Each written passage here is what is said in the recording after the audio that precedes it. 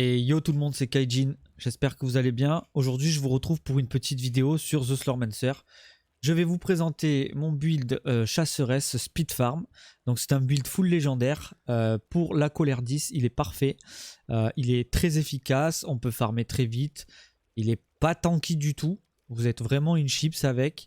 Mais il est très agréable quand même et vous allez voir qu'avec certains items légendaires, on peut facilement, on va dire, contourner ce côté chips. Donc je vais vous présenter tout d'abord le stuff. Donc comme je disais, c'est du full légendaire. Donc là, ce qui va permettre déjà d'être un peu moins une chip, c'est le passif de la jeune plume de phénix, donc qui est un casque qui permet donc quand on est vaincu, à la place de mourir, on récupère 62% de la vie max. Donc le cooldown de ce casque est quand même de 3 minutes, mais ça peut vous sauver, ce qui est très intéressant.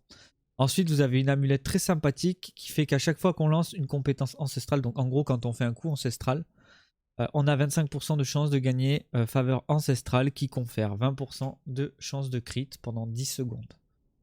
Ensuite là nous avons le Voltaroid qui est en gros un stack de dégâts critiques. À chaque fois qu'on fait des dégâts critiques, ça stack en gros un effet de haute tension qui peut se cumuler jusqu'à donc 376 fois.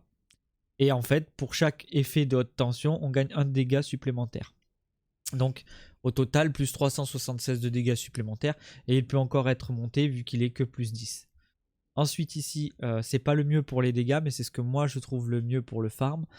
C'est un légendaire donc qui permet d'avoir de la chance de faire tomber des Goldus à chaque fois qu'on inflige des dégâts à un ennemi. Donc ce qui est pas mal pour farmer le Goldu. Ensuite ici c'est une ceinture qui permet de réduire une partie des dégâts subis.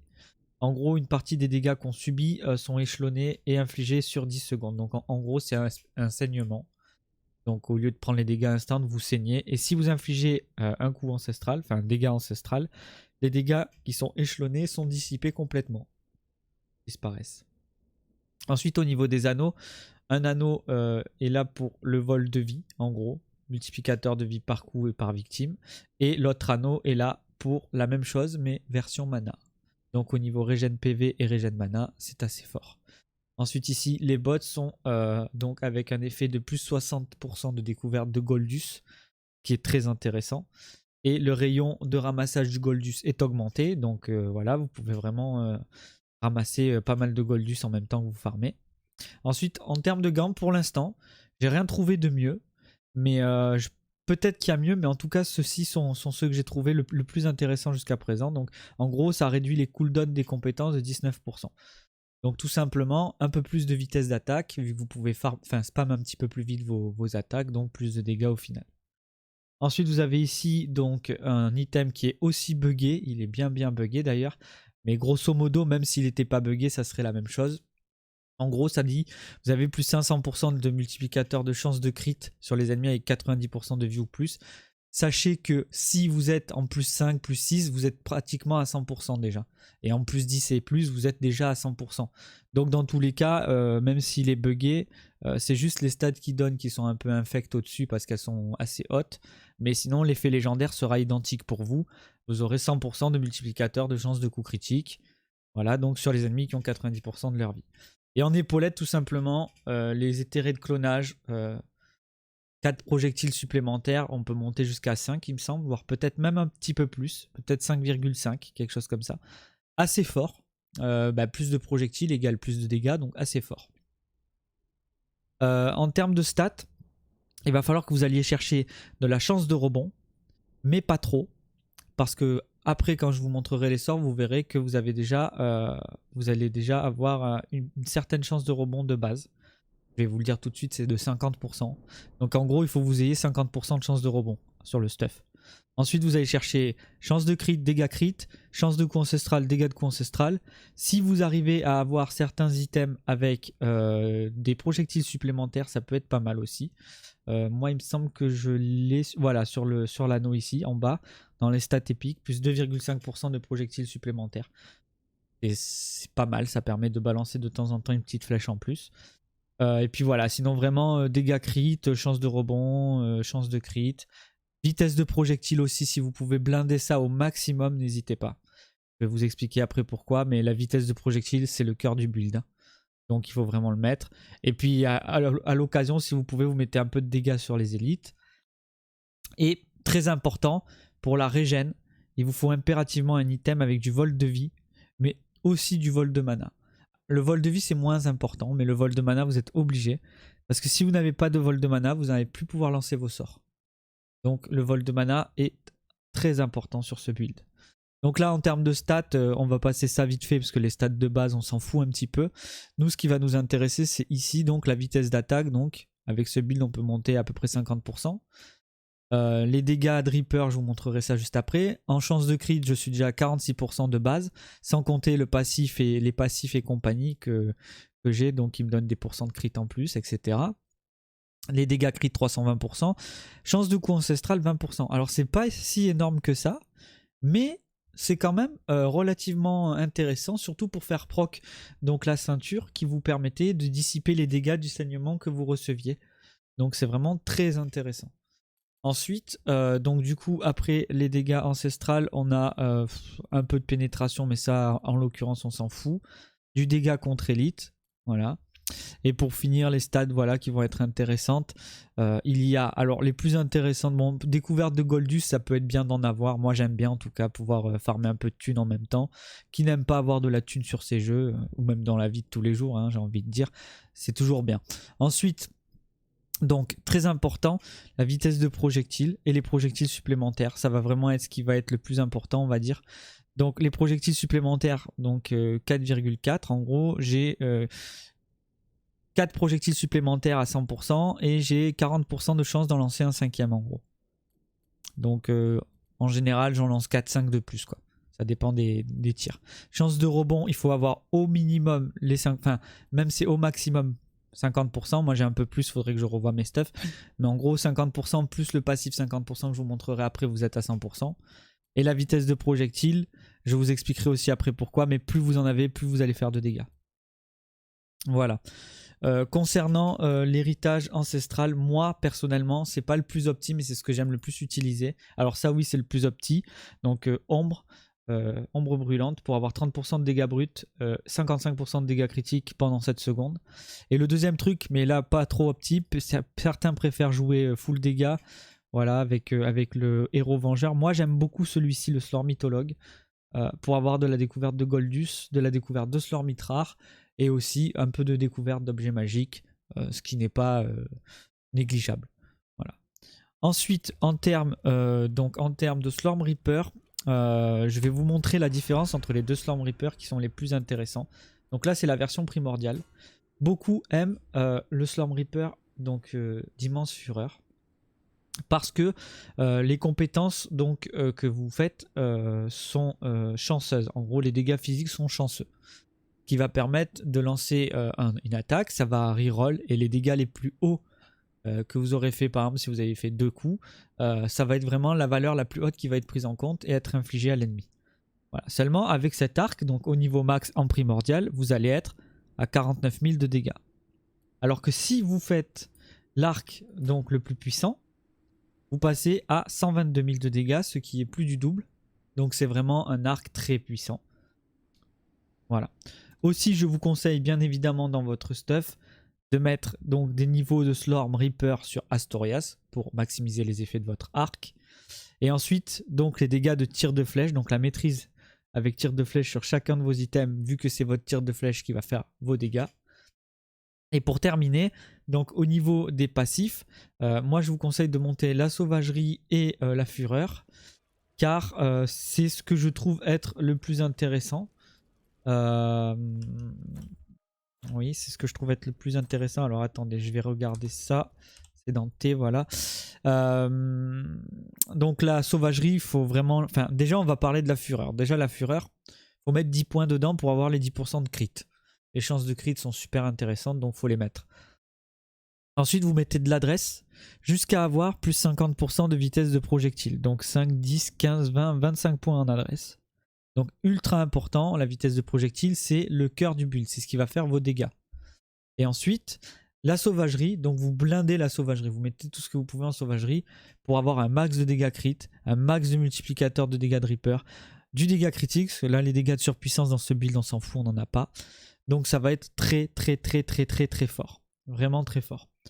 Maintenant que ceci est dit, nous allons voir donc, attendez, excusez-moi 2 secondes, les sorts, voilà, j'ai un petit peu du mal avec les touches.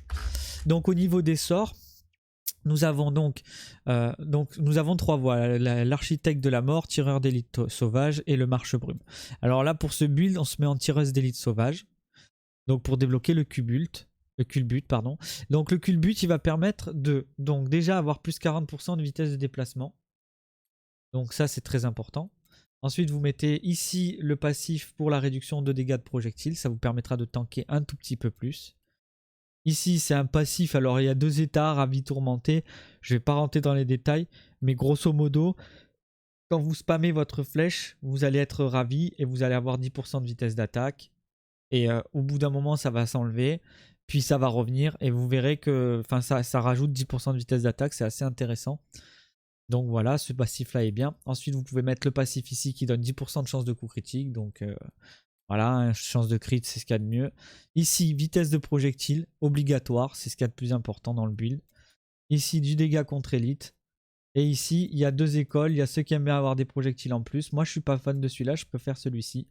Où votre chance de coup critique est chanceuse, donc vous avez plus de chances de crit encore. Vu que ça reroll comme le Storm Reaper, mais là c'est les coups critiques, ça reroll les 2 valeurs et la valeur en crit passe. Donc vous faites très souvent du crit. Voilà, tout simplement. Ensuite je vais passer juste vite fait sur la volée de flèches. Donc ici on s'en fout un peu de ce sort là, ça va vraiment être juste pour paquer les ennemis en cas de danger. Donc là vous avez donc la pluie de flèches, son parcours est réduit de 75%. Ici donc les ennemis au sol sont attirés dans un rayon de 3,5 mètres en son centre. Ensuite ici vous avez 3 volets supplémentaires. Ensuite ici ça réduit la vitesse de déplacement des ennemis donc de 65% pendant 5 secondes. Et pour finir ici ça inflige des dégâts supplémentaires tout simplement.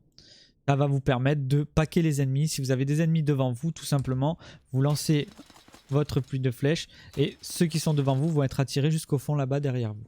Donc ça va mettre un peu de distance entre vos ennemis et vous. Et ensuite pour finir donc le tir de flèche. Extrêmement important. Donc ici c'est pour ça qu'il faut avoir que 50% de chance de rebond, c'est parce que vous avez déjà un passif à 50%. Donc vous avez facilement les 100%. Ensuite ici vous partez sur 100% de chance de percer, donc du coup pas besoin de chance de percer sur votre build, très intéressant aussi. Ensuite ici quand ça rebondit ça va infliger 20% de dégâts sup, et grosso modo si ça touche aucun mob et que ça rebondit d'abord sur un mur puis qu'après ça touche un mob, vous aurez 100% de dégâts supplémentaires sur le premier ennemi touché. Ensuite, il y a 2 écoles ici. Donc la première, c'est celle-ci. Donc le tir de flèche à 3 projectiles supplémentaires. Donc vous avez plus de flèches. Ou le tir de flèche, donc celle-ci est la meilleure pour moi, inflige 138% de dégâts supplémentaires. Voilà, ils sont équivalents à la vitesse de projectile. D'où vitesse de projectile égale très important. Vous voyez ici, mon tir là, il a 3 projectiles et il est à 79 700 de dégâts maximum. Alors que si je mets le tir avec les dégâts en fonction de la vitesse de projectile, je passe de 79 700 à 190 000 de dégâts par flèche. Ce qui est complètement absurde. Et pour finir ici, les tirs de flèche ont 10% de chance de fourcher à nouveau. Donc si un tir fourche une première fois, il peut fourcher une seconde fois, il a 10% de chance de refourcher. Voilà, voilà. Ensuite, je pense avoir fait le tour. Je vais vous montrer un peu de gameplay. Donc tout simplement il n'y a pas besoin de se prendre la tête, avec tous les légendaires et tout vous allez être assez tanky pour tenir vos failles. Normalement tout devrait se passer plutôt bien, faut pas penser que vous avez le casque qui vous permet de ne pas mourir et de revenir à la vie avec 60% de PV, mais il faut pas oublier que le cooldown c'est 3 minutes donc c'est assez long quand même. Voilà. Et il n'y a rien à faire, en vrai c'est tranquille, c'est chillax. Vous vous déplacez, vous restez appuyé sur votre clic. Voilà. Les items de régène et de vol de mana, comme vous voyez, permettent d'avoir le mana perma en gros. Je sais pas si vous voyez en bas ma barre de mana, mais je touche un mob, je récupère tout mon mana. Voilà, tout simplement. Franchement, il n'y a rien de spécial, c'est pas compliqué à jouer, c'est très très fort comme build, c'est très rapide. Voilà, après il y a d'autres types de builds, mais ils vont être pas forcément aussi rapides. En tout cas pour de la colère 10 actuellement, c'est très largement suffisant en termes de DPS et de vitesse. Si vous arrivez à avoir énormément de dégâts par la suite, vous pouvez, je vais vous le montrer tout de suite, enlever donc la flèche qui fait beaucoup de dégâts pour mettre la flèche avec les projectiles supplémentaires. Et du coup, si vous avez les dégâts comme moi, vous allez très rapidement pouvoir défoncer les mobs. Alors attendez, faut pas que je meure juste. Vous allez très rapidement pouvoir défoncer les mobs. Et dans tous les cas, ça sera pas grave que vous ayez moins de dégâts parce que vous aurez quand même assez de dégâts pour faire ça rapidement. Voilà. Ensuite, donc, pour en finir, le DPS moyen c'est de 9,8 millions. Très franchement, je monte des fois à 12, 13, 14 millions, ça dépend. Mais en gros, en 1 minute 50, 2 minutes, ouais, on peut se faire à peu près 10 millions en DPS moyen. On peut me mettre plus rapide. Ça m'arrive de faire des 1 minute 25, 1 minute 30 et de faire des 12, 13 millions en DPS moyen. Mais grosso modo, c'est assez rapide, ça permet vraiment de farm rapidement. Moi, personnellement, mon stuff légendaire, je l'ai fait très vite. En quelques jours seulement, en n'ayant que 2 heures, 2 heures et demie par jour de jeu. Ça a été vraiment très vite. Voilà. Il faut aussi aller utiliser le NPC de craft pour le faire, mais une fois qu'on sait un petit peu comment ça marche, ça va assez vite. Voilà. Si jamais vous voulez que je vous fasse une vidéo pour le speed farm de Goldus, faites-le moi savoir dans la barre des commentaires. N'hésitez pas à me lâcher un petit pouce bleu si vous avez apprécié la vidéo, ça me soutiendra beaucoup. N'hésitez pas à commenter, n'hésitez pas à vous abonner, surtout ça m'aidera beaucoup, j'insiste là-dessus. Moi en tout cas je vous remercie d'avoir regardé ma vidéo. Je vous souhaite une bonne soirée ou une bonne journée en fonction du moment où vous regardez la vidéo. Et moi je vous dis à la prochaine. Allez, ciao!